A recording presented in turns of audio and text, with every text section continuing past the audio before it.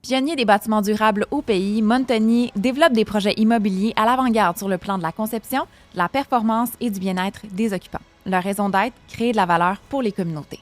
Montoni, une société de développement en immobilier durable, est fière de présenter la Tournée des villes. Ça va mieux qu'on pense. Bonne écoute! On fait partie des villes dans lesquelles l'indice de bonheur est le plus haut au Québec. On est dans le top 20 des villes au Québec dans lesquelles les citoyens se sentent le plus heureux. Terrebonne est victime de son succès. Oui. Tout le monde converge vers Terrebonne. Ceux qui nous écoutent, qui ne l'ont pas visité, vous devez venir visiter notre vieux Terrebonne, qui a été d'ailleurs reconnu par le ministère de la Culture comme étant un lieu patrimonial maintenant protégé par Québec. C'est vrai? Quatrième site historique de la province, l'acquisition du golfe Le Boisé. Oui. Écoutez, c'est l'équivalent de 2 fois le parc La Fontaine ici à Montréal. C'est 71 hectares de terrain qui vont être protégés. Puis je vous cacherai pas qu'il y a un sport de jeunes au cœur vieux, c'est le pickleball. Ah, ben oui, Et donc, pickleball. il y a peut-être moyen de réfléchir avec nos patinoires couvertes réfrigérées à trouver une utilité l'hiver et une utilité l'été. Si vous avez tant d'arbres sur le territoire que vous voulez développer, on les a comptabilisés. À la fin, combien vous allez en replanter? Puis le déficit d'arbres qui ne sera pas replanté à la fin de votre projet, soit que vous nous le donnez en argent puis nous, on le replante ailleurs sur notre territoire. C'est pas parce qu'on a des convictions puis qu'on veut défendre l'environnement qu'il n'y a plus rien qui bouge. Terrebonne, c'est pas un musée. Il n'y a pas de poussière ces bâtiments puis ça sent pas le terroir, là, t'sais.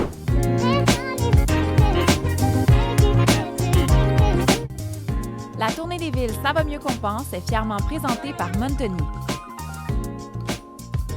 Bonjour, bienvenue à un nouvel épisode de Ça va mieux qu'on pense, la série spéciale La Tournée des villes. On reçoit aujourd'hui Mathieu Traversy, qui est maire de Terrebonne. Bienvenue à notre micro, Mathieu. Merci beaucoup, Bianca. Merci, Greg. Ben écoute, moi je suis vraiment heureux de te recevoir parce que tu es le maire de ma ville. Tu sais, je suis un citoyen de Terrebonne. Alors, on ne peut pas dire non à des gens qui nous invitent à des émissions aussi importantes, surtout quand c'est positif. Je vous écoute. Je vous écoute assidûment. J'ai vu certains de mes collègues venir autour de votre micro. Oui. Donc, j'ai hâte de voir un peu quelle recette vous avez préparée pour cette émission. Ben oui, on va commencer par ton parcours, parce que toi, tu as été député pendant 10 ans. Effectivement, hier encore, j'avais 20 ans, disait Charles Aznavour. J'ai été un jeune député pendant près d'une décennie à l'Assemblée nationale du Québec. Tu avais 24 ans quand tu es devenu député, c'est ça? Exactement. C'est Puis, jeune, là. Très T'as pas jeune. tant vu la vie à 24 ans. Là. Ben, en fait, on avait, je pense, une vision à apporter à l'Assemblée nationale. Ouais. On disait dans ce temps-là, au début des années 2000, que des jeunes en politique, c'était souvent des gens qui venaient tenter de faire une expérience, donc gagner leur galon dans des partis politiques, mais c'était pas pris au sérieux. Aujourd'hui, on voit beaucoup plus de jeunes en politique, peu importe les paliers qui sont fédéral, provincial ou municipal. Et je pense que les gens ont compris que les générations, peu importe leur âge, ont un message, ont des valeurs, ont des convictions à transporter dans les différents parlements ou dans les lieux décisionnels. Puis donc, j'ai eu la chance d'être le plus jeune des 125 députés au début des années 2000, en 2008, à l'Assemblée nationale. T'es-tu senti, t'es-tu senti te porter? Comment ça se passait justement de ton jeune âge? Est-ce que tu sentais que tu étais un peu plus challengé ou au contraire, tu t'es fait un peu tenir par la main sans te faire tenir par la main? Non, on était guerriers. À cette époque-là, ça n'arrivait pas par hasard. T'étais en mission, là. Non, c'est ça, en mission. Habituellement, un jeune péquiste aurait pu se présenter dans Marguerite-Bourgeois, dans l'ouest de l'île de Montréal, mais se présenter dans des comtés prenables. Évidemment, ça demande de jouer du coude.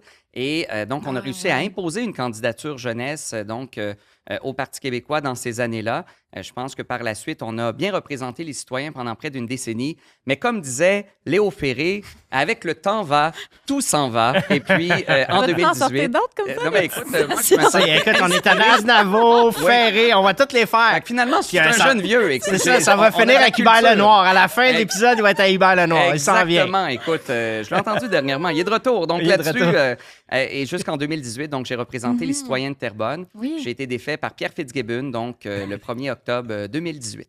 Mais là, t'es maire depuis 2021. Exactement. Comment Donc, tu trouves le changement entre le provincial puis le municipal? ben, je pense que c'est deux mondes complètement différents. Donc, de député à maire, et pas député aigri, là, mais de député à maire, on s'entend. Je pense que ça nous Merci emmène... pour la nuance. Mais non, mais je tenais à le préciser parce qu'on peut devenir facilement désillusionné des fois en politique. Oui. Donc, de passer de député à un rôle de maire, je vois deux distinctions super importantes. Donc, tout d'abord, il y a comment je pourrais dire, il y a l'impact direct sur la population. Je pense que plusieurs de mes collègues vous en ont parlé. À Québec, évidemment, on brasse des idées. On est dans comment je pourrais dire, des dossiers qui sont nationaux au niveau de l'éducation, de la santé, de l'environnement. Du côté municipal, on est aussi dans des dossiers qui touchent la société québécoise, mais on est aussi dans le concret. Et je pense que dans les prises de décision qu'on fait, on est capable d'en arriver à des résultats très rapidement. Et ça, je pense que ça aide la population à garder espoir. Des fois, les parlements sont un peu bloqués, des fois dans des discussions politiques, partisanes ou non partisanes, dans la composition aussi du Parlement, lorsqu'il est minoritaire ou majoritaire, ça donne des leviers qui sont des fois plus compliqués pour faire cheminer des projets de loi. Au niveau municipal, généralement, on est capable de livrer la marchandise. Mais chez vous, à Terrebonne, toi, c'est le mouvement Terrebonne. Oui. Bon. Est-ce qu'il y a des... Est-ce que c'est tout le conseil qui est du mouvement ou il y a de l'opposition? Chez nous, c'est l'ensemble du conseil qui a été élu sous la bannière du mouvement Terrebonne. Wow. Donc, on a la chance d'avoir cette conjoncture politique où le conseil de ville, le cabinet politique, la direction générale, l'administratif, tout le monde marche de pair dans la même direction pour faire avancer les projets dans la municipalité. Ce qui n'est pas le cas de toutes les municipalités, parce que les gens qu'on a rencontrés, on parlait beaucoup de l'opposition, d'avoir à dealer avec ça. Ouais. Mais là, tu sais, moi, ce que je veux savoir, c'est ça vient d'où, ce désir-là de la politique à 24 ans? À 24 ans, tu te dis, je vais partir en Europe ou, tu sais, je veux dire, je vais faire d'autres choses. Mais toi, ça vient d'où, ça? Moi, ça vient du cégep, Grégory. Dans le fond, j'ai été élu, dans le fond, président de l'association étudiante du cégep de Terrebonne. Et donc, par une très grande majorité. Très grande majorité? Oui, à l'époque, écoute, c'était une grande majorité, 60 des voix. Donc 12 personnes? Non, il y avait plus que 12 personnes au cégep de Terrebonne. La mobilisation était plus grande. On le sait, c'est pas très élevé, là. Mais on avait quand même... Quand il y a une campagne électorale, il y a toujours un petit peu plus d'excitation. Donc, on avait eu quelques centaines de votes qui avaient été exprimés de part et d'autre. Et donc, ça a été mes premières armes et j'ai beaucoup aimé. Moi, je voulais aller en histoire dans la vie. Donc, j'étais en sciences humaines, profil monde.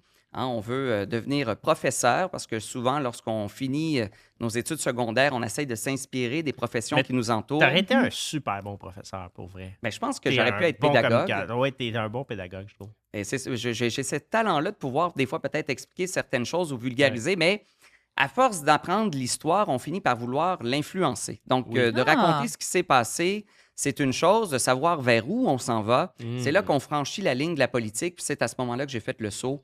Après ça, à l'université, donc sciences politiques, qui m'a emmené à m'impliquer et à devenir donc député, puis par la suite analyste politique et maire aujourd'hui. Oui, analyste politique, ça, il y a peu de gens qui se souviennent de ça, mais tu étais dans les ex, toi, tu faisais à la Radio-Can, tu étais chroniqueur. On rêve tous d'être un jeune retraité à quelque part, là, au plus profond de nous-mêmes. Tu étais ex à très jeune, quand même. Exactement, donc ça donnait une vision différente là, donc, des anciens parlementaires. Donc, j'ai été ça pendant près de 2 ans, donc 18 mois.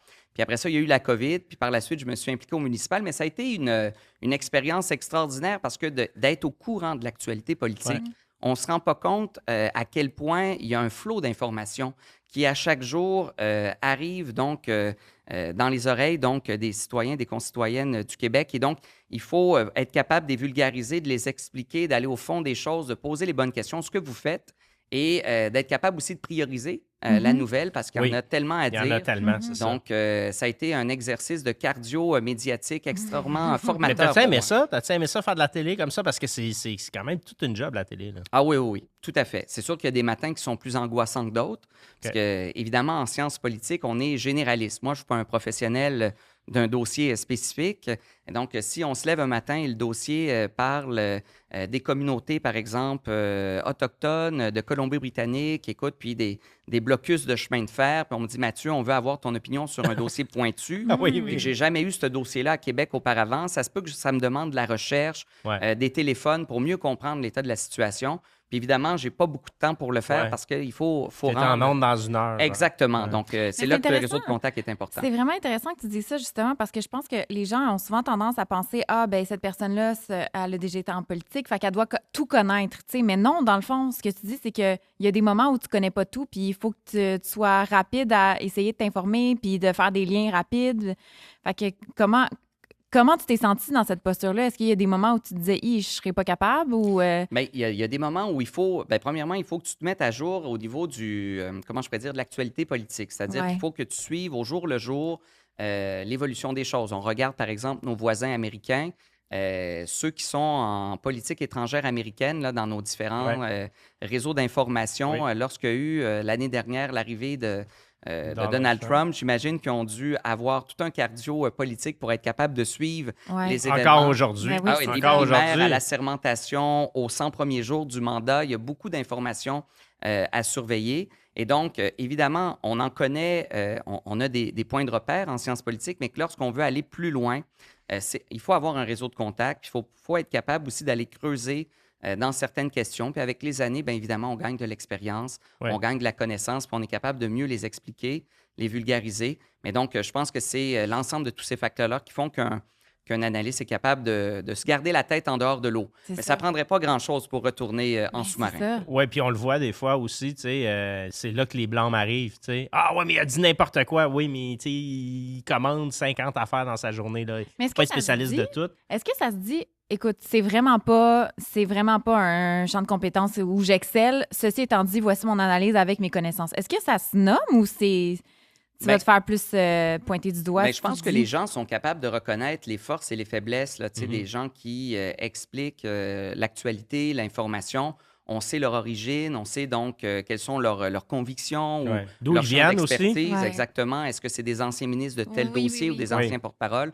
Je pense que les gens le reconnaissent, mais il y a quand même cette volonté-là d'être capable d'avoir au moins une connaissance de base sur tout. Puis je vais vous donner un exemple. Tu sais, moi, les élections québécoises, j'en mange. À la limite, les élections fédérales canadiennes, je les suis. Mais quand on vous demande, par exemple, de commenter l'actualité politique des élections au Manitoba, j'avoue que c'est des éléments, des fois, dans lesquels il faut que là, je m'y intéresse d'une façon plus active parce que c'est pas naturel. Et donc, il y a quand même des connaissances à gagner. Ton réseau de contacts au Manitoba est un petit peu plus faible qu'au Québec maintenant. Bien, c'est ça. Comme Louis Riel n'est plus là, puis il n'y a plus dans le cachet. Louis Riel. C'est ça, j'ai Louis Riel, non, moi, je vous en tout de suite. OK, parfait. Là-dessus, on va revenir à Terrebonne. Moi, je suis curieuse de savoir comment tu qualifierais la qualité de vie à Terrebonne. Bien, écoutez, on fait partie des villes dans lesquelles l'indice de bonheur est le plus haut au Québec. Donc, oui, tout à fait. On est dans le top 20 des villes au Québec dans lesquelles les citoyens se sentent le plus heureux. Donc, déjà là, ça nous donne un bon indice. Là, du peut-être l'ancien slogan a aidé, Terrebonne Humeur, ça peut-être. Oui, bien ça, c'est un verre d'oreille. Hein? Ça a bien marché parce que ça reste encore. Mais c'est quels critères que vous analysez pour être capable de nommer ça? D'analyser ça? Oui. Bien, moi, d'un point de vue de maire, là, je vais laisser les firmes de sondage du bonheur vous dire quels sont leurs algorithmes pour être capable de le cibler. Du côté maire, moi, je pense que c'est beaucoup au niveau là, donc, des jeunes familles, de la population aînée, de la jeunesse, d'être capable d'avoir donc des services pour l'ensemble de la population et d'être capable de répondre donc à leurs besoins sur l'ensemble du territoire. Il n'y a rien de parfait, mais je pense que les gens voient les efforts qu'on fait, le déploiement que la ville de Terrebonne essaie d'emmener pour rayonner un peu partout sur l'ensemble de la ville, puis de répondre donc à tous les besoins, peu importe là, la situation là, du citoyen. Puis moi, je peux te dire, hier, j'étais avec ma femme, j'écoutais la télé, puis à un moment donné, j'ai entendu des enfants qui jouaient dans la rue. J'avais pas vu ça depuis des années dans mon quartier, qui était comme plus un quartier de vieux, mettons. Puis de voir des nouvelles familles venir s'installer à Terrebonne, moi, ça me réjouit. Parce que je me dis, il y a comme un autre cycle. Tu sais, moi, quand je suis arrivé, ma fille était bébé, puis là, elle est ado, puis elle va au cégep. Puis là, il y a des nouveaux enfants qui arrivent, puis qui passent en vélo. Tu fais comme, wow, OK, tu sais, il y a comme une autre vie qui s'installe. Ça, c'est un beau défi pour un maire d'attirer des gens dans une ville. Bien, tout à fait, tu as raison, Greg, parce qu'on veut garder notre monde le plus longtemps possible à Terrebonne, mais en même temps aussi, on accueille des nouvelles jeunes familles. Puis on l'a vu particulièrement après la COVID. Il y a beaucoup de jeunes familles, notamment montréalaises, qui ont décidé de dire après les incidents de la COVID-19, on va venir s'installer en banlieue, là où on a un plus grand espace dans lequel on va être capable donc aussi d'élever nos enfants dans un cadre qui est différent que du centre-ville. Terrebonne a été très privilégiée là, dans le cadre là, de cette conjoncture. Oui, tout à fait, tout à fait. Puis moi, je le vois que ça change. Tu sais, je pense que quand ça fait un bout que tu habites là, tu finis par voir des cycles là, qui s'installent. Fait que bravo pour ça. Concrètement, tu disais que justement, là, les différences de génération au sein de la ville, comment vous faites pour être capable de répondre à tous ces citoyens-là qui ont des besoins différents, là, dépendamment de la génération? Est-ce que tu as des exemples concrets, en fait? Bien, oui, on a des exemples. Donc, exemple pour les plus jeunes, on est évidemment en train de refaire notamment certaines infrastructures de sport, loisirs, plein air qui répondent à leurs besoins. On essaie aussi de développer des nouveaux modèles de transport à Terrebonne qui répondent à des alternatives là, donc, à la voiture, notamment Bixi qui a fait son entrée à C'est Terrebonne. vrai, dans le Vieux-Terrebonne, il y a des Bixi. Tout à fait. Communauto aussi. Aussi, Ouais. tout à fait. Exo à la demande aussi, qui est un concept donc, de transport en commun là, qui se fait par application avec notre transporteur local. Donc là-dessus, on a développé des nouveaux outils pour répondre à certaines problématiques. Pour les jeunes familles, évidemment, là, on est sur des dossiers qui touchent plus leur réalité, la sécurité, la vitesse dans les rues. Oui. On est beaucoup dans aussi les projets qui touchent, comment je pourrais dire, la décentralisation culturelle, dans lequel les gens veulent avoir à proximité de chez eux, de leur résidence familiale, des activités qui puissent se faire et qui répondent, dans le fond, aux besoins du quartier. Puis pour les personnes aînées, bien, on essaye aussi donc, de travailler sur certains enjeux, logement plus abordable, plus accessible pour nos personnes âgées, gratuité pour certaines activités parce que on sait que rendu à la retraite, les revenus sont des fois plus faibles ou plus rares. Puis le logement est plus élevé que ce qu'il avait prévu. Tout à fait. Non, et quelqu'un qui a pris sa retraite il y a non. 10 ans doit être surpris aujourd'hui. Tu gagnais 50 000 mettons, toute ta vie.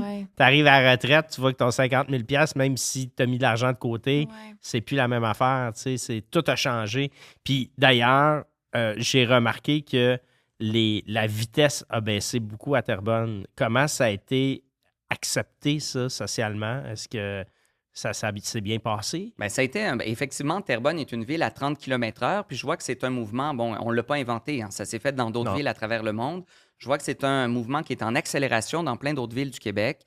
C'est certain que pour nous, on y voyait un avantage parce qu'évidemment, dans plusieurs secteurs de quartiers résidentiels, les gens trouvent que ça roule vite. Oui. On ne peut pas mettre un dos down à chaque coin de rue, un stop Tout le à monde chaque coin voudrait de un rue. dos down. Tout le monde rêve à ça. On ne peut pas cacher un policier ou une policière dans un buisson pour surveiller la vitesse. J'en ai vu, ils sont bien cachés. Oh oui, bien, ils sont actifs, nos policiers, mais on ne peut pas en avoir un à temps plein tout le temps à chaque coin de rue à Terrebonne. Donc, le fait de pouvoir déjà lancer le message de ralentir, j'ai vu que d'autres villes, Laval l'ont fait. Oui, tout doux. Également tout doux. J'ai trouvé que le vidéoclip était très bon. Oui. Mascouche aussi à côté de chez nous. Donc, le but, c'est de rentrer dans une dynamique où on veut emmener les gens à dire, bon, à 40 km/h, on trouvait qu'ils roulaient trop vite. À 30, ça se peut peut-être qu'il y ait des gens qui dépassent la vitesse, mais peut-être que ça va être moins qu'à 40. Si on les prend en flagrant délit avec nos forces de l'ordre, ça va leur coûter des points de mérite puis un ticket dont ils vont se rappeler.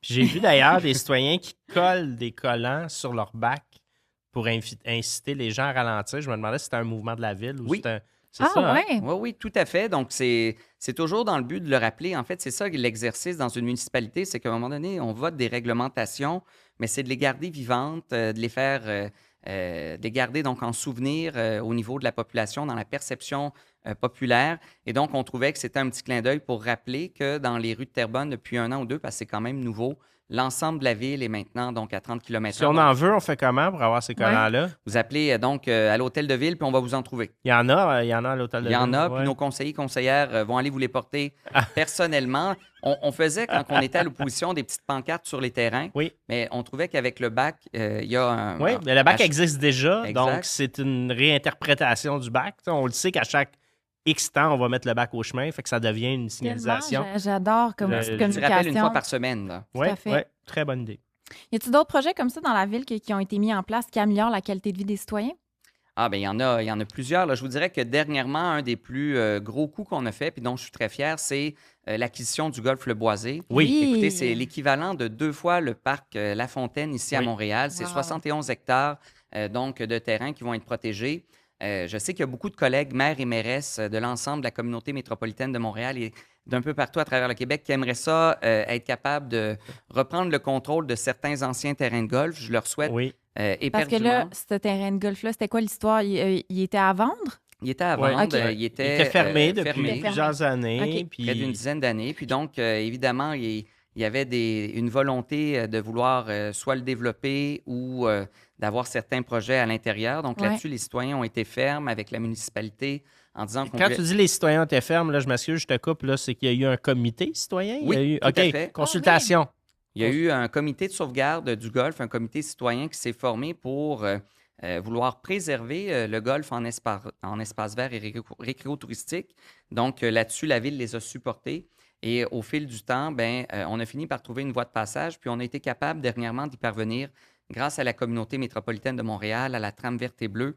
Et pour l'instant, on est une des rares villes au Québec là, qui a réussi à préserver un espace comme celui-ci. Puis on va essayer de le renaturaliser, revégétaliser au cours des prochaines années. Mais ça, moi, j'entends du monde, là, je le sais, ils vont nous écrire, là, vous donnez de l'argent, mettons, pour acheter un terrain, puis là, vous allez naturaliser ça. Comment on fait financièrement pour que ce soit un bon deal, parce qu'on parle de plusieurs millions. Là. Je me rappelle en 2022-2023, quand la saga a commencé, là c'était la chicane des chiffres. Là. Moi, je te donne tant, moi, je te donne tant. Là, vous avez réussi à faire un deal, c'était combien? Je ne me rappelle pas. Là, mais... C'est environ 45 de la facture est payée par la CMM, le reste par les citoyens de Terrebonne. Okay. C'est 27 millions de dollars en tout et pour tout, donc on parle d'environ 12 millions et 15 millions pour la ville. Mais là, à 12 millions, mettons 15 millions, comment on fait pour que ce ne soit pas juste une dépense nette? Ça va-tu être une dépense? Puis ça se peut que ça soit juste ça. Bien, écoutez, c'est sûr qu'a priori, nous, on voit ça comme un leg pour les générations futures. Tout à fait. Donc, d'être capable de conserver en plein cœur d'une ville déjà bien développée, un poumon vert comme celui-ci, ça rentre dans les directives que le gouvernement, que la CMM nous donne comme ville, de dire vous devez garder 30 de votre territoire là, sous canopée ou en espace donc vert. Et donc, en préservant celui-ci, ça nous rapproche de nos objectifs. C'est certain aussi qu'il y a un gros débat philosophique. Tu as raison, Greg, derrière ça. Est-ce qu'un golf, c'est un espace naturel? A priori, non, mais ça pourrait le devenir. Oui, bien le temps. Il y a moyen de travailler sur les prochaines années, à essayer de le reverdir, de le renaturaliser, de remettre donc la végétation au goût du jour, de favoriser peut-être aussi la rétention d'eau dans certains secteurs. Parce que ça peut être un parc éponge. Ça pourrait se transformer dans des sections de parc éponge, des pistes cyclables, des endroits au marché. Il y a plein. En fait, c'est un investissement. Là. Moi, je te pose la question, mais tu sais où je me range. Oui. Dans le sens que moi, je pense que c'est un investissement. Pour le capital humain, environnemental, c'est un investissement. Maintenant, si j'avais peut-être une personne avec une vision peut-être un petit peu plus comptable, il me dirait, Mathieu, ça reste quand même une certaine dépense. Mais je suis convaincu que dans les prochaines années, cette dépense-là n'aurait pas été en diminuant. Elle va aller en augmentant. Et donc, c'est un très bon, comment je pourrais dire, une très bonne conclusion qu'on a eue pour réussir à régler ce problème. Puis c'est l'ensemble de la population qui va en profiter au cours des prochaines années. Puis ça, là-dessus, je pense que personne ne va être perdant. Oui, tout à fait. Puis, tu sais, je pense que c'est aussi le devoir de la ville que d'offrir ce genre d'espace-là, où il fait bon vivre, où on peut aller pique-niquer, marcher, tout ça. Ça fait partie de l'offre de service aussi, là, je pense. Même pour faire des sports aussi, ça reste une banlieue. Je pense à l'hiver, ça peut être un secteur de ski de fond. Puis, en tout cas, je ne sais pas si vous avez d'autres secteurs à Terrebonne. Moi, André Choulac, lui, il fait du ski de fond sur le lieu d'enfouissement technique. Sur le lieu d'enfouissement technique Enviro Connexion. Ah oui, OK. Oui, il fait de la raquette puis du ski de fond. Il nous a confié ça. Il y a peut-être des partenariats à réfléchir. Là, voilà. Moi, je lance l'idée. Ça se peut. Mais oui, il y a plein d'activités qui peuvent être faites. Puis je me rappelle quand j'étais petit, parce que c'est un secteur dans lequel j'ai grandi, on allait patiner sur les étangs donc, du golf durant l'hiver. Il y avait des activités qui se passaient. Donc, ça va être... ça ne sera pas dénaturé. Je pense que la population va se réapproprier rapidement les lieux. Maintenant, est-ce qu'on mettra une patinoire couverte réfrigérée? C'est ce qu'on a lancé comme message. Je sais que j'ai toute une... Il y a eu un test à l'île des Moulins. Oui, exactement, parce que nos hivers sont moins... On a eu un bon cette année, mais les deux d'avant, malheureusement, il y a des patinoires naturelles qui n'ont même pas pu ouvrir à Terrebonne, notamment l'écluse de l'île des Moulins. Donc, on essaye de tranquillement trouver des alternatives. Puis, je ne vous cacherai pas qu'il y a un sport de jeunes au cœur vieux qui prend beaucoup d'importance à Terrebonne, c'est le pickleball. Ah, ben oui, et donc, il y a peut-être moyen de réfléchir avec nos patinoires couvertes réfrigérées à trouver une utilité l'hiver et une utilité l'été. Hey, mais ça prend beaucoup de terrain de pickleball. C'est vraiment... Non, pour vrai, il manque de terrain de pickleball. À Terrebonne, on travaille là-dessus. Là. Oui, ça prend ça, moi, je le dis dans la liste. Tu joues à ça, Greg? Non, en fait, non, mais attends, je t'explique. C'est que moi, là, j'ai un de mes amis, il s'appelle Daniel Gingras, c'est lui qui a amené les bacs roulants au Québec. C'est lui qui a amené le pickleball au Québec. Il a pogné ça en Floride, il a ramené ça, puis il a rendu ça populaire. Puis il m'a amené à son terrain de pickleball à Saint-Ubalde. J'ai adoré ça. Puis à tous les jours, je me dis, il faudrait bien que j'aille jouer au pickleball, mais je ne sais pas où à Terrebonne. On dit qu'il manque des terrains. C'est un projet. Ça va être bon pour mon corps de vieux. Bon, moi, j'aimerais ça qu'on parle du gros changement qu'il y a eu à Terrebonne. Il y a eu un règlement de bannissement des objets à usage unique. Oui. Ça a fait en sorte que le premier Subway au Canada, le premier McDo au Canada et même le premier Costco au Canada... Même Costco au monde, je dirais. Au monde? Bon, en tout cas, a décidé... ont retiré leur vaisselle à usage unique. Comment ça a été mis en place, ça? Qu'est-ce que ça a demandé pour mettre ce genre de règlement-là en place? Bien, ça a demandé tout d'abord, je pense, du courage politique. Ça a demandé aussi de la concertation avec nos acteurs du milieu administratif, corporatif. On a travaillé au début très fort avec la ville de Mascouche sur le projet. Après ça, on l'a poussé un petit peu plus loin, Terrebonne. Donc, on a réussi à emmener, je pense, un degré de réglementation qui se compare aux villes les plus avancées dans le monde. Donc, quand on va en Europe, par exemple à Paris, peut-être Toulouse ou autre. Je pense que si vous allez dans des restaurants à la chaîne de restauration rapide, il y a déjà cette réglementation-là qui est en place. Il y a déjà, vous allez remarquer des fois des couvercles de café qui étaient en plastique à l'origine, qui sont rendus en carton. Donc, ils sont beaucoup dans le biodégradable, dans le réutilisable, sur beaucoup d'aspects. Et au Québec, on n'était pas encore positionné sur la question. Ouais. On a décidé donc à Terrebonne d'y aller, mais on l'a fait en consultant nos commettants, en travaillant avec nos chambres de commerce, en faisant des rencontres d'information. Et donc, on a accompagné nos acteurs du développement économique dans cette transition-là, du début jusqu'à la fin, en offrant des subventions, puis donc en étant des partenaires. Mais les subventions étaient utilisées à quoi, principalement? Pour se doter de lave-vaisselle industrielle, par exemple. Parce que quand on décide d'avoir de la vaisselle réutilisable, ça prend les équipements. Des fois, c'était pour payer une partie de la vaisselle, pour se rééquiper. En salle à manger pour certains restaurants. Puis il y avait des lave-vaisselles aussi. Il y avait des lave-vaisselles. Donc, la Ville de Terrebonne a été partenaire financière et aussi au niveau réglementaire. On n'a pas non plus été coercitif dans l'application de notre règlement. On l'a mis en application, puis on a laissé beaucoup de marge de manœuvre pour laisser le temps aux commerçants, premièrement, d'écouler leur stock, de mettre en application les changements parce qu'il faut des fois réaménager les cuisines. Il y a de la réorganisation au niveau des chiffres de travail. Donc, vraiment, on a procédé à une transition qui s'est faite sur 2 ans, mais qui s'est faite petit à petit, mais qui a amené les commerçants à y trouver aussi, je pense, une partie qui est gagnante-gagnante. Mais là, aujourd'hui, est-ce qu'il y a des commerçants qui sont pas à l'aise avec ce changement-là, qui chialent? Bien, c'est sûr, je n'ai pas encore 100% d'efficacité sur l'ensemble de tous nos commerçants à Terrebonne. Je pense que mon taux de réussite à Terrebonne est d'environ 96-97%. Donc, c'est extrêmement bon. Et les grandes multinationales ont embarqué aussi avec nous, ce qui était notre plus grande crainte parce qu'effectivement, on se disait, bon... tu ne veux pas te lancer d'un procès contre Costco ou contre McDo, là, non plus. Bien, puis c'est de se dire aussi qu'effectivement, bon, ils peuvent contester, mais ils ont aussi, c'est eux les plus grands utilisateurs. Fait que dans la pensée, dans l'esprit de la réglementation, le but, c'est de diminuer nos matières résiduelles à mettre en enfouissement. Il faut que les plus grands joueurs embarquent avec nous. Puis je pense que dans la logique que j'ai voulu exprimer à la population puis aux différents acteurs, c'est de dire, écoutez, le citoyen fait sa part, il fait du compost, il fait du recyclage, il essaye de trier puis de départager ce qui peut être réutilisé, revalorisé, recyclé dans le cadre de son quotidien. Là, on est rendu à ce que le commercial puis une partie de l'industrie commence à se sensibiliser aussi à la chose. Le citoyen a son petit bout de chemin à faire, mais il faut que tout le monde embarque dans l'aventure si on veut faire un changement significatif. C'est une bonne approche, je pense. C'est une bonne approche de dire tout le monde fait son bout, ensemble, on va y arriver. Voilà. Puis moi, ce que j'aime de ça, c'est qu'il y en avait qui étaient réfractaires, puis que tout de suite, après l'avoir utilisé, ils ont remarqué les impacts positifs sur leur business. Je pense au cas de T-Will, entre autres, qui est un cas célèbre à Terrebonne. C'est qui, Poutine, c'est une poutine de T-Will. C'est l'équivalent de chez Ben Labeden dans d'autres... C'est comme un petit casse-croûte, mettons. Là. Exactement. On a tous un petit casse-croûte. C'est de la vaisselle réutilisable. Ben là, chez T-Will, T-Will, au début, il voulait pas. La poutine est meilleure? Ben, tu sais quoi? Certain. Certain parce que j'adore manger de la poutine avec une fourchette en bambou, mais reste que manger une poutine avec une vraie fourchette, ça vient, je pense, modifier un peu l'expérience. Oui. Mais tu sais que c'est documenté, hein, ça, parce qu'Andréane Fiola, qui travaille à la Ville de Terrebonne, et moi, on est allé chez Costco faire un Vox Pop.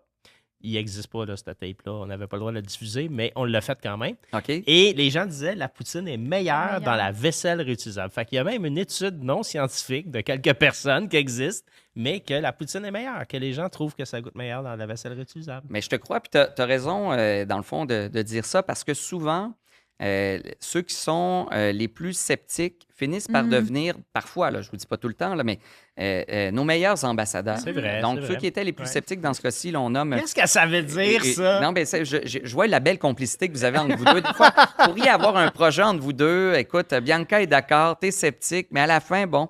Ben, c'est toujours ça. Là, tu viens de résumer, ça va mieux qu'on pense. Ben, c'est ça. 40 épisodes. Ça va beaucoup mieux qu'on pense. Mais je vous dirais qu'il y a eu des économies d'échelle qui sont quand même substantielles. Donc, oui, il y a de la réorganisation, un petit peu d'investissement à faire. La Ville est là pour supporter. Mais il y a quand même des économies d'échelle qui sont significatives pour les prochaines années, qui fait qu'à la fin, là, les entreprises ne sont pas perdantes non plus financièrement d'embarquer avec nous dans la transition, mais c'est de donner le coup de barre pour partir. Ouais. Puis j'ai même eu, moi, des accès, comme tu sais, à certains chiffres Oui. de gestion de matières résiduelles chez vous. Puis dans certains endroits, c'était jusqu'à 60 de réduction de matière à l'enfouissement. Juste quand on sait que chaque levée de l'enfouissement coûte de l'argent. Oui. Les gens ne le savent pas, là, mais le conteneur, les entreprises chargent pour la lever parce que c'est privé. Et 60 ça veut dire que ça devient une super belle économie, pas juste environnementale, mais très économique sur la ligne d'en bas. Puis on sait que les marges bénéficiaires des restaurants ne sont pas élevées. Donc, ça devient extrêmement intéressant pour eux.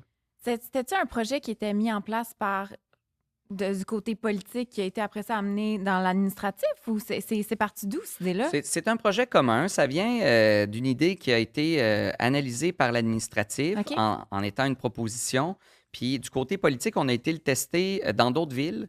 Notamment, nous, on s'est beaucoup inspiré de la ville de Paris, donc où les McDonald's puis où les grandes chaînes ont déjà emboîté le pas depuis longtemps.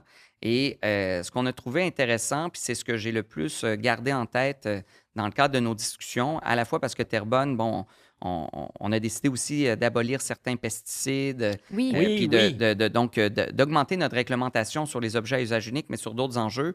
Puis il y avait un dénominateur commun dans ces changements-là qui m'a été appris dans le cadre de nos missions, c'est de dire il faut y aller étape par étape. Il faut surtout emmener les citoyens et les acteurs économiques à embarquer avec nous dans le changement. Et si je peux vous faire un parallèle, du côté de la ville Lumière, donc pour les pesticides, vous savez que ça ne s'est pas fait du jour au lendemain non plus. Non, il y avait beaucoup de résistance. Il y avait beaucoup de résistance. Et, de la part de qui? Des entreprises ou des citoyens? Je vais vous en donner un, par exemple, mais le cimetière du Père Lachaise, écoute, semble-t-il, les cimetières en France, le devoir de mémoire est très important. Avec l'histoire, les guerres qu'on a connues, les gens ont beaucoup de respect et, comment je pourrais dire, d'attention à donner notamment au cimetière puis aux statues qui rappellent la mémoire. Et donc, d'arrêter d'utiliser, par exemple, des pesticides, c'était vu comme irrespectueux parce que ça laissait, dans le fond, la nature reprendre peut-être un peu plus d'espace. Ça demandait plus d'entretien. Plus d'entretien, moins efficace. On n'est plus dans le gazon bien coupé de style Kentucky. Donc, on est dans un autre modèle. Et un peu comme T-Will, que tu me disais, dans le fond, Greg, les plus sceptiques ont fini par devenir les plus grands ambassadeurs. Donc, aujourd'hui, lorsque vous allez dans ces sites de mémoire français, la vie a repris son cours dans des lieux où la mort dominait.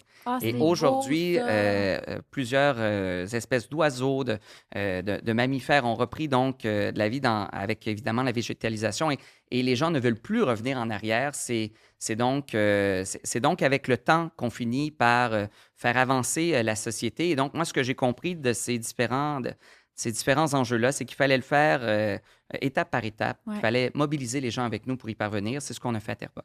Mais je trouve que tu as raison dans ça. C'est-à-dire que des fois, on est tellement dans l'urgence d'agir qu'on veut que les changements, ça se fasse ici, maintenant, comme là, en pensant qu'on est en retard, mais en voulant aller trop vite, l'adhésion ne se fait pas.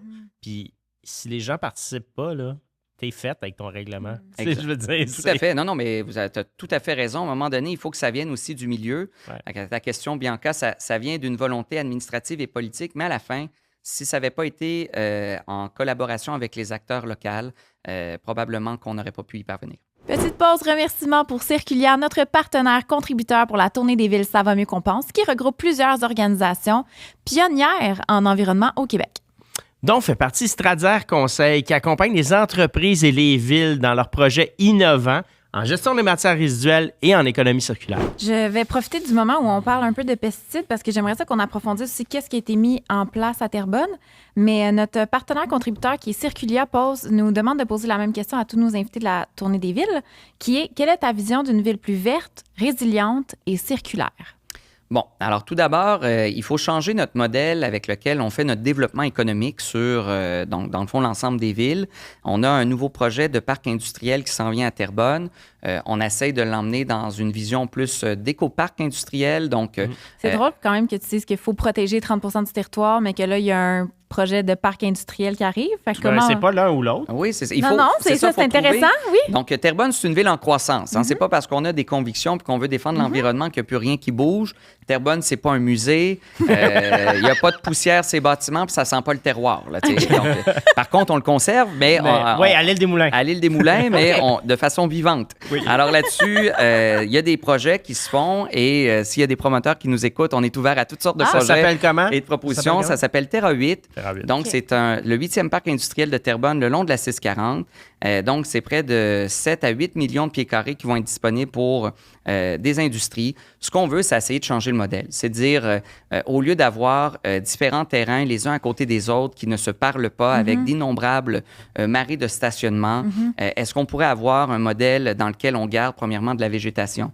Est-ce qu'on pourrait mutualiser certains stationnements ou est-ce que tout le monde a besoin de son méga stationnement individuel? Est-ce qu'on pourrait favoriser de l'énergie renouvelable? Dans le cadre, donc... Faire un micro-réseau, peut-être? Ben vous pourriez vous inspirer de Mégantic, de lac Mégantic? Tout à fait, tout à fait. Puis, tu sais, on a la chance d'avoir un des sites d'enfouissement technique, le plus gros site d'enfouissement technique du Québec à côté de ce parc-là, qui est le plus grand producteur de gaz naturel renouvelable au Québec et au Canada. Est-ce qu'il pourrait avoir du gaz qui pourrait être utilisé par des industriels? Est-ce que le compost fait par ce site-là pourrait être utilisé par de l'agro-industrie dans le cadre donc du projet? Est-ce qu'on pourrait donc mailler différentes entreprises entre elles pour avoir une grappe de concentration de talents ou d'industrie au même endroit? C'est là-dessus qu'on réfléchit actuellement. Puis, évidemment, ça peut aller aussi dans d'autres détails comme la façon avec laquelle on bâtit le bâtiment. Donc, on appelle ça l'éco-bâtiment. Donc, est-ce qu'il y a tel type donc de matériaux qui sont utilisés pour maximiser l'économie d'énergie dans le cadre de l'industrie qu'on veut bâtir? Peut-être même des bâtiments LEED ou des choses comme ça. Exactement. Donc, il y a des cotes là, qui sont données. On est donc dans cette réflexion-là et on y travaille. D'un autre côté aussi, on veut garder un œil macro sur le territoire. Moi, je vous dirais qu'on travaille très fort avec la CMM à préserver 30 donc, de notre territoire en canopée. Et présentement, Terrebonne, je suis obligé de vous dire qu'on est un petit peu en deçà du 30 donc on a du chemin à faire. Pour les raisons que vous avez évoquées, c'est-à-dire qu'à chaque fois qu'on fait un bon coup, mais il y a un nouveau projet aussi qui démarre de l'autre côté. Donc, on gagne en végétalisation, mais des fois, on en perd de l'autre côté. Ce qu'on vise à essayer de baliser au cours des prochaines années, c'est d'avoir un zéro déficit de canopée dans les projets à Terrebonne. Donc, d'être capable de dire, lorsqu'on accepte des nouveaux projets, de comptabiliser la végétation qui compose le terrain et soit d'être capable de le replanter en partie après la construction du projet ou sinon de le relocaliser à d'autres endroits à Terrebonne. Donc, d'avoir donc une taxe qui nous permet de, si l'entreprise n'est pas capable évidemment de replanter l'ensemble des arbres qui étaient dans le territoire ou le développement résidentiel, que nous, la Ville, on puisse prendre cet argent-là pour le faire à leur place dans d'autres territoires de Terrebonne et garantir au moins aucun déficit de canopée. Oui. Parce que c'est ça, à un moment donné, on perd le calcul de la balance, on accepte des projets, on plante des arbres, mais à la fin, est-ce qu'on est dans le positif, dans le négatif? Mais vous en avez planté beaucoup des arbres là, à Terrebonne. Oui, tout à fait. On en a planté des milliers au cours des dernières années. Je pense que ça a été très apprécié de la population, surtout pour lutter contre les îlots de chaleur, améliorer la qualité de l'air. Mais reste que quand il y a un projet qui démarre, il y en a plusieurs qui disparaissent. Et donc, on travaille à essayer de trouver une politique qui va nous permettre zéro déficit de canopée et donc de garder un œil là-dessus pour continuer à l'améliorer plutôt que de limiter sa décroissance. Parce que je pense qu'on était plutôt là-dessus dans les dernières années. Mais là, tu parles de taxes aux industries. Comment c'est reçu, ça, de la part des industries? Bien, écoutez, ça fait partie de la discussion lorsque quelqu'un décide de partir un projet. Donc, vous savez, maintenant, on a des redevances sur les infrastructures pour demander aux développeurs de payer leur juste part pour les canalisations puis donc les infrastructures de la ville de Terrebonne lorsqu'ils viennent créer un nouveau quartier résidentiel. Là, on aurait une préoccupation plus environnementale en disant, si vous avez tant d'arbres sur le territoire que vous voulez développer, bien, on les a comptabilisés. À la fin, combien vous allez en replanter? Puis le déficit d'arbres qui ne sera pas replanté à la fin de votre projet, soit que vous nous le donnez en argent, puis nous, on le replante ailleurs sur notre territoire, soit qu'on trouve un autre terrain dans lequel vous allez le replanter. Mais il faut trouver une façon d'arrêter la décroissance de la coupe sur les différents projets qui se passent chez nous. Puis cet éco-parc-là, est-ce que c'est un projet que vous êtes inspiré ailleurs pour faire ce projet-là, ou c'est un projet pilote qui est né de comment? En fait, on s'est inspiré beaucoup de certains modèles européens. On a regardé aussi des modèles québécois qui ont été avancés un peu partout. C'est certain que à la fin, il faut le mettre à notre signature. C'est sûr que c'est le premier éco-parc. Et je trouve que la chance qu'on a, c'est de pouvoir faire du judo avec l'entreprise qui est notre voisine, qui est donc Enviro Connexion, dans lequel on pense que des entreprises auraient des avantages à venir s'établir donc sur le territoire. Donc, je vois vraiment une économie circulaire, comme vous parliez, du maillage, du jumelage. C'est ce qui nous a donné envie de le faire. Puis c'est surtout aussi qu'à la fin, moi, je ne fais pas de critique sur les décisions qui ont été prises avant. Autre époque, autre mœurs. Mais reste qu'aujourd'hui, je regarde nos 7 parcs industriels à Terrebonne, puis il n'y a pas de filon conducteur. Donc, et ce que je remarque, c'est qu'après des décennies, une entreprise ferme, vend à un autre type d'entreprise. À la fin, on se ramasse avec... une multitude d'entreprises dans des secteurs, mais il n'y a pas vraiment de synergie. Il n'y a pas non plus de... C'est tout en silos. C'est des silos qui s'appelaient parcs industriels. Exact. Il y a celui-là, mais ils ne communiquent pas ensemble.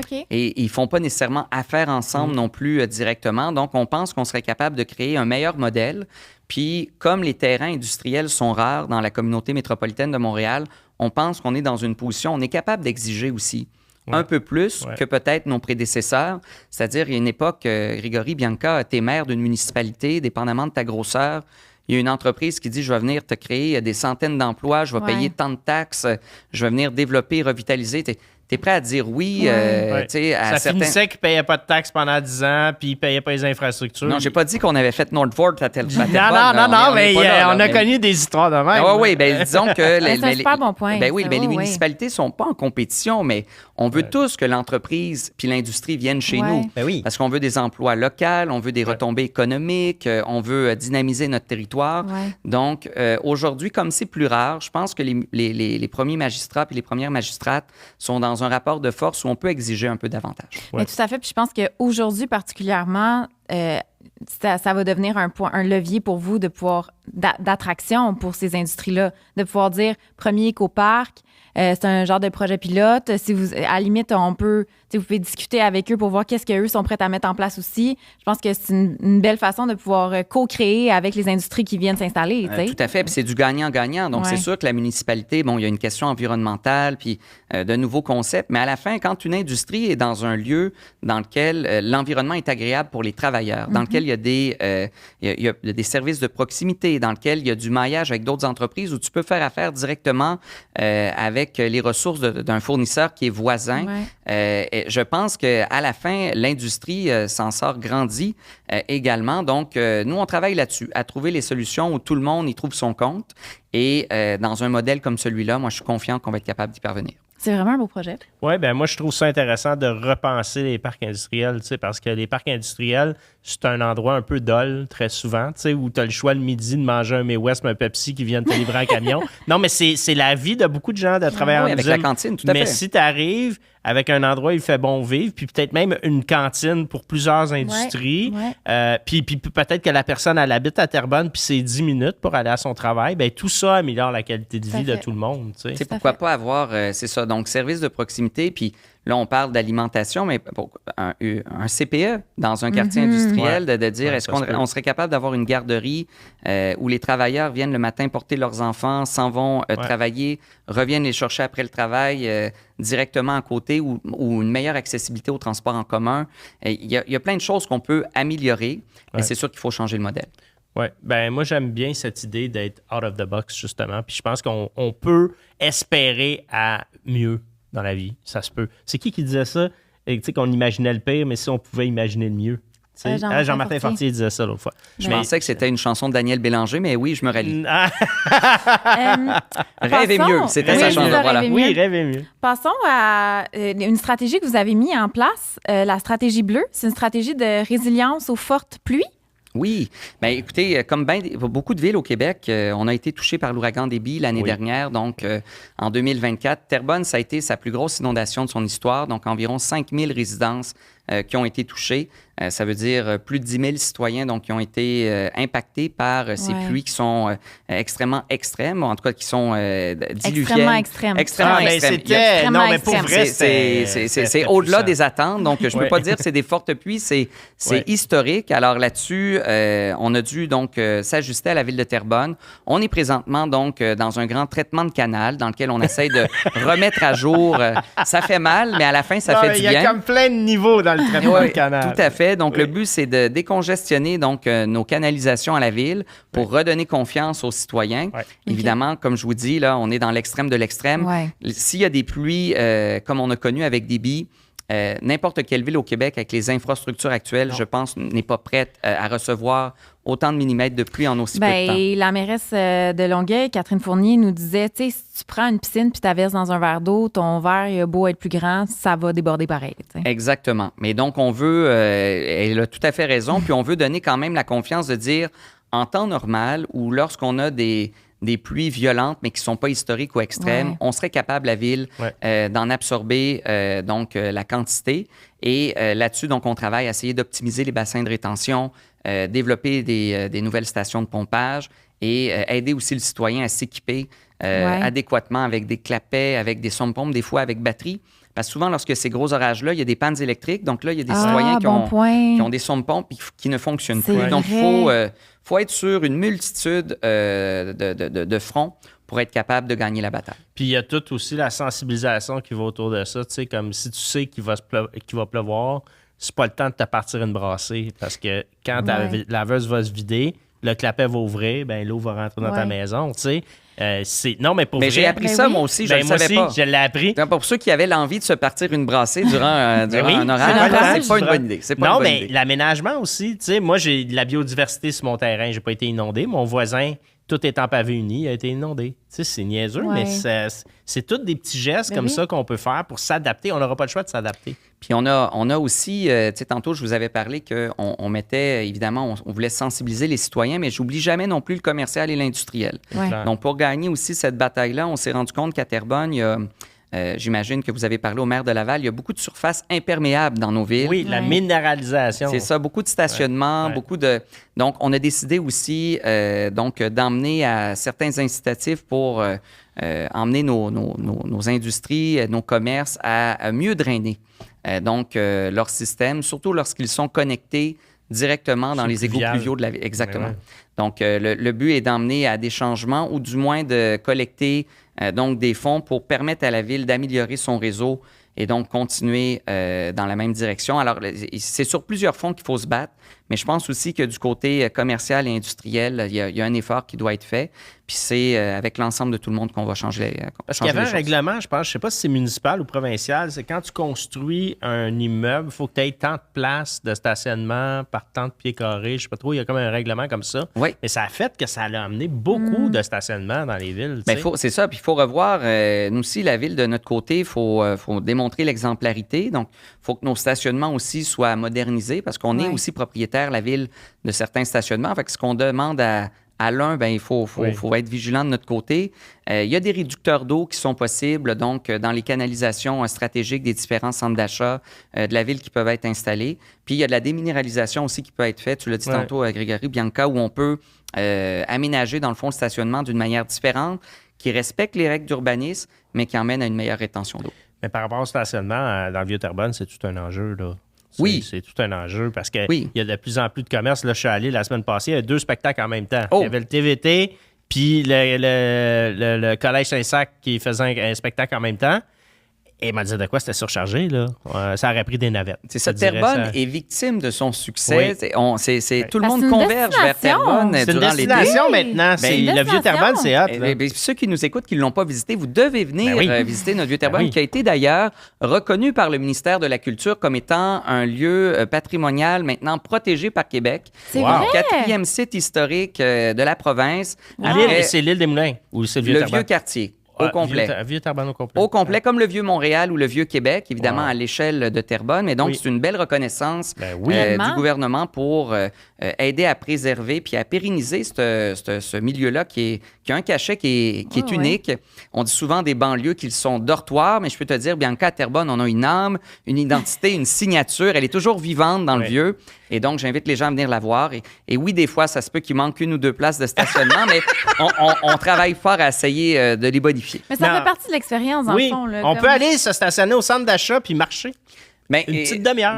Au moins à l'église ou au collège Saint-Sacrement qui est aux côtés. Mais par contre, je dois vous dire que Terrebonne est un des rares quartiers historiques où les stationnements sont gratuits. Et donc, vous savez, vous allez à Montréal, à Québec, dans le vieux Trois-Rivières. Excellent argument. Je ne veux pas pointer du doigt mes collègues, mais il y a des parcomètres et ça coûte de l'argent stationner. À Terrebonne, c'est gratuit, mais il faut trouver la bonne place. Tout à fait. Puis d'ailleurs, il y a eu, dans le Vieux-Terrebonne, pendant qu'on en parle, il y a eu des recherches archéologiques dernièrement. Tout à fait. Donc, il y a eu des trouvailles. On a trouvé des maisons qui avaient été incendiées en 1922, des fondations, différents objets. C'est un territoire qui regorge, qui est miné d'histoire. C'est ça que je voulais dire, qui est miné d'histoire et qui nous rappelle à quel point on fait partie, comment je pourrais dire, des débuts de la colonisation, puis on fait partie donc des points névralgiques de la nation québécoise dans la façon avec laquelle elle s'est développée au cours des dernières décennies puis des derniers siècles. Mais pourquoi c'est important pour vous de protéger ce patrimoine-là? Là? Puis là, je pose la question sincèrement par curiosité parce que moi, des fois, quand je vois, je veux dire, la protection de certains patrimoines, je trouve qu'on est beaucoup dans la nostalgie de ce qu'il y avait avant sans regarder en avant. Bien, je pense que ça prend un équilibre dans le sens où je pense qu'il faut garder un caractère qui nous rappelle donc à nos racines. Une ville qui a une mémoire, c'est une ville qui a une histoire, c'est une ville qui est vivante, qui est capable aussi de se donner une identité. Évidemment, il y aura d'autres patrimoines. Hein. Dans d'autres quartiers, certains quartiers vont vieillir, puis ça va devenir le patrimoine de demain. Ben oui. Mais je pense qu'on a la chance à Terrebonne, on a fêté nos 350 ans en 2023. C'est pour ça que je disais décennies, siècles, parce qu'on a quand même beaucoup d'histoire. Je pense qu'on a cette capacité-là de dire, ben écoutez, fort de notre expérience, puis fort de notre âge vénérable, gardons vivant ce passé, ce souvenir qui nous distingue des autres villes de banlieue qui sont venues par après, aux forces de la colonisation puis du développement du territoire dans les siècles puis les décennies qui ont suivi. Fait que c'est comme cette âme-là distingue Terrebonne des autres villes qui sont venues plus tard. Là. Tout à fait. Puis moi, je trouve qu'on a un petit côté unique. C'est comme une ville en banlieue à certains égards. Il y en a qui me disent, j'adore Mathieu, Rosemont, le plateau Mont-Royal, j'adore le coin, mon coin de pays dans lequel c'est tranquille. On a des services de proximité, on a de la piétonisation, on peut marcher. Ouais. Il y a un endroit à Terrebonne où on trouve ça, c'est dans le vieux Terrebonne. Ouais. Et je pense que ça nous caractérise par rapport à nos voisins. Oui, puis la culture aussi. C'est une destination, Bianca le disait, là, mais c'est une destination foodie, c'est une destination spectacle, c'est une destination... Il y a toujours quelque chose à faire. C'est une destination même de contemplation, là, juste avec l'accès à l'eau qui est là, je trouve, moi, en tout cas. Puis d'ailleurs, je voulais parler de la Bergeronne aussi. Vous avez le projet de la Bergeronne. On n'en entend pas beaucoup parler, là, mais c'est un beau projet, justement. Là. Vous avez racheté le terrain de M. Bergeron, qui est un sculpteur, qui est un artiste. Tout à fait, qui a fait plusieurs œuvres. D'ailleurs, certaines sont encore dans certaines stations de métro de Montréal. Il y a d'autres villes qui ont également certaines œuvres qui lui appartiennent. Donc, Terrebonne a la chance d'avoir ce patrimoine, mais aussi cette pépinière d'artistes, à la fois d'art visuel ou vivant, qui caractérise donc son territoire. Puis ce qu'on voudrait, c'est de conserver aussi cet aspect-là, pas juste dans le centre-ville de Terrebonne, mais dans d'autres secteurs de la ville. Là, du côté de la Bergeronne, on est proche de Bois-des-Filions, c'est dans Terrebonne-Ouest. et on veut garder dans certains secteurs aussi des rappels à la mémoire et une protection du patrimoine. D'ailleurs, on est en droite ligne aussi avec la volonté du gouvernement du Québec qui demande aux villes d'avoir un inventaire patrimonial de tous les bâtiments qui ont été construits avant 1940. Et donc, là-dessus, Terrebonne a décidé d'aller les protéger peut-être d'une façon plus significative. Qu'est-ce que ça va devenir, la Bergeronne? Écoutez, nous, on veut que ça reste un lieu de culture, comme vous disiez tout à l'heure. Donc, a priori, on voudrait que ce soit un milieu bibliothèque, mais bibliothèque nouvelle génération. Lorsque vous allez dans nos lieux littéraires municipaux aujourd'hui, vous allez voir, c'est vivant. Il n'y a plus juste des livres où tout le monde est en silence. Il y a des expositions, il y a des jeux, de l'informatique. Écoutez, c'est des fois un coin café. Donc, c'est très vivant. Ce qu'on voudrait, c'est donc avoir un pôle culturel qui soit vivant pour les citoyens de ce secteur, donc sur la côte Terrebonne. C'est un beau projet. C'est vraiment un beau projet. Puis juste pour revenir, on avait parlé rapidement des pesticides, mais je suis juste curieuse, qu'est-ce que vous avez mis en place en termes de bannissement des pesticides? Bien, on n'a plus le droit d'utiliser notamment du glyphosate. Puis là, je vais vous dire un nom, les néonicotinoïdes. En tout cas, je le dis jamais correctement, mais donc certains types de pesticides sont maintenant interdits sur donc le territoire de Terrebonne. C'est aussi pour les compagnies d'entretien de gazon. Mais interdit de vente? Donc, interdit de vente dans les grandes surfaces. Interdiction d'application. Et interdiction d'application pour les commerces d'entretien, donc sur les propriétés privées des gens, donc les Sévères et compagnie. Je ne veux pas vous nommer des compagnies plus que d'autres, mais disons que c'est une pub là, pour vous dire qu'on se rappelle de ce nom-là. Donc, les compagnies d'entretien de gazon. Et bien évidemment, on le fait pour la nappe phréatique. On le fait aussi parce que on sait qu'à long terme, ça peut faire certains dégâts. Il y a une question aussi de biodiversité. Je pense qu'on est dans la bonne direction. On ne l'a pas fait mur à mur. Donc, il y a des exceptions. Les entreprises, par exemple, des gazonnières, peuvent encore utiliser... Parce qu'il y a une gazonnière à Terrebonne. Là, tout à fait. Donc, vend de la tourbe. Peut utiliser certains types de produits. Sur certains terrains de golf aussi, on accepte encore des latitudes. Donc, ce n'est pas établi à l'ensemble de la population au même niveau, mais on commence par cette première étape, qui est de dire l'entretien domicilié, la vente en grande surface pour certains types de produits pesticides, c'est terminé, notamment le glyphosate et autres, que je vous laisserai...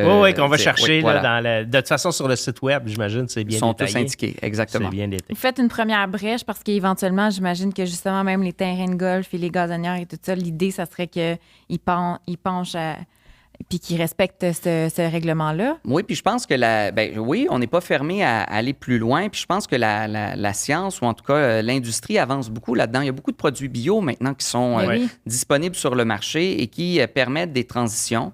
Évidemment, on veut le faire étape par étape. Mais oui, éventuellement, ça pourrait être intéressant qu'on puisse avoir des produits alternatifs sur certains types d'activités qui se passent sur le territoire de Terrebonne. Donc, on commence par la première étape, puis on regarde pour l'avenir jusqu'où on pourrait aller. Parce que tu as nommé comme, pour la nappe phréatique, la biodiversité, mais juste la santé humaine. Exact. L'enfant qui joue sur le terrain. Là où il faut que je sois prudent, puis tu sais, c'est une question de technicalité, mais c'est que le gouvernement aussi a son pouvoir et son mot à dire sur l'utilisation des pesticides sur le territoire québécois. Les villes donnent aussi des orientations.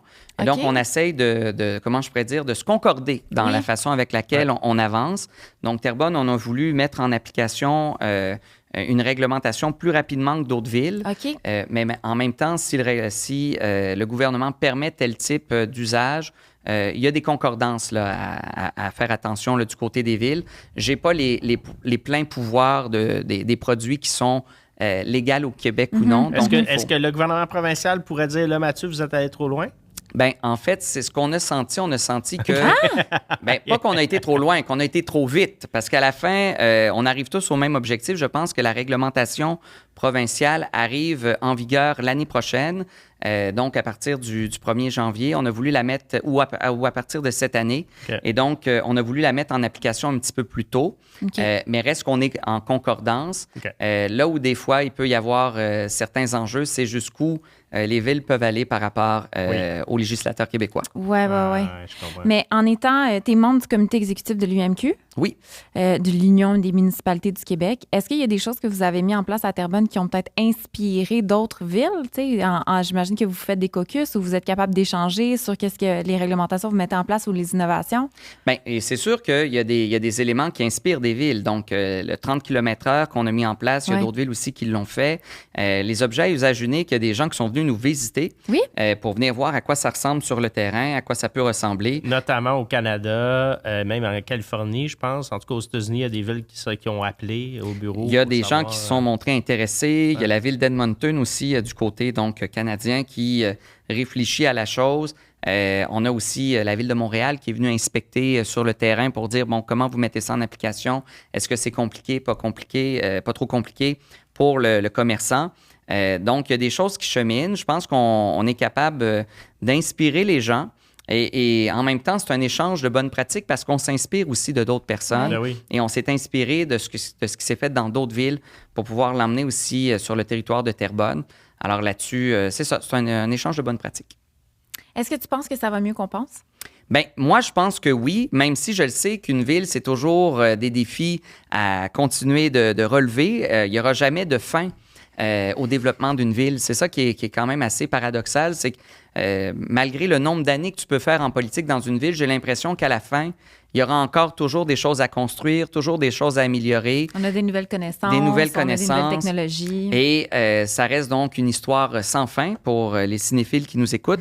Mais je pense que quand même, Terrebonne prend un virage qui est, comment je pourrais dire, extrêmement positif, qui prend de front les problématiques, qui essaie de trouver des solutions. On n'est pas dans la résignation tranquille, en se disant, de toute façon, ça ne changera rien. Puis si on décide de faire ça, ben de toute façon, écoute, en bout du fil, ça va... Y en a-tu des maires et des mairesses qui ont un peu cette attitude-là? Bien, y a-tu des gens dans la vie qui sont aigris puis amers? Probablement. Probablement qu'il y en a. Écoutez, donc, oui... Peut-être qu'ils ne se représenteront pas, peut-être, ces gens-là. Non, mais tu sais, vous savez, à chaque fois qu'il y a une problématique, on dit « ça va coûter trop cher. Ça ne changera pas grand-chose. Oui. Ben, c'est pas à nous de faire ça. » C'est facile aussi de lancer la balle dans les autres paliers de gouvernement en disant « ça, c'est la responsabilité de Québec. Ça, on peut rien faire. » Donc, mais les autres gouvernements aussi font ça en le pelletant dans la cour des municipalités aussi. Oui, mais on a une bonne moyenne au bâton. On leur envoie la balle des fois assez vite. On a un bon revers. Mais ce que je pense, c'est que la ville de Terrebonne, du moins, essaie d'une façon extrêmement sincère d'améliorer la situation du mieux de ses capacités. On n'est pas Montréal, on n'est pas Québec. Mm-hmm. Mais je pense qu'on fait notre petit bout de chemin. Puis déjà, d'être capable d'exister, d'avancer dans le contexte géopolitique qu'on connaît, mais je trouve que c'est tout à notre honneur. Donc oui, je pense que ça va mieux qu'on pense. Bien, merci beaucoup, Mathieu. Merci ça m'a fait d'avoir plaisir. été là. Super belle discussion. Bonne chance pour tes élections. Et le meilleur est à venir. Exactement. Merci à tout le monde de nous avoir écoutés. Puis on se voit pour un prochain épisode de la série spéciale La Tournée des villes. Ça va mieux qu'on pense. Salut!